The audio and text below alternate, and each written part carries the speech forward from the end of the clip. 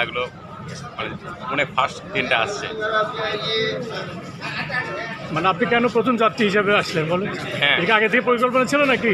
না আমার কোনো আগে থেকে পরীক্ষা ছিল না, আমার হচ্ছে জাহাঙ্গীরনগর পরীক্ষা গতকাল, সেই কারণে আমি ওই ট্রেনে আসলাম। ব্রিজ পার হলেন, কেমন লাগলো? খুবই সুন্দর, খুবই ভালো লাগলো। পার্থক্য কি বুঝলেন? খুব দ্রুত গতিতে আমরা চলে আসলাম, অনেক সময় কম লাগলো। আর ওইটাতে আসতে একটু মনের মধ্যে একটু ভীতি থাকে, কিন্তু এটা ভীতিটা আর নয়, খুব রিল্যাক্সে পার আসলে আসলাম। আজকে সেই ভীতিটা নেই? না, সেই ভীতিটা নেই। না, কেমন লাগলো? খুব ভালো। কারণ কারণ আমরা বলো বলো। নতুন একটা সেতু দেখলাম, খুব ভিউ পেয়েছি। এটা আমার জীবনের প্রথম। এত আগেও তো যাতায়াত করেছেন, আজকের অনুভূতিটা বলুন তো, আগের চেয়ে পার্থক্যটা কি?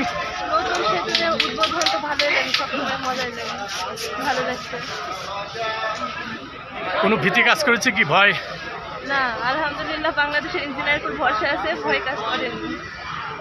কোথা থেকে কোথায় যাচ্ছেন? আমি রাজশাহী থেকে ঢাকা যাচ্ছি।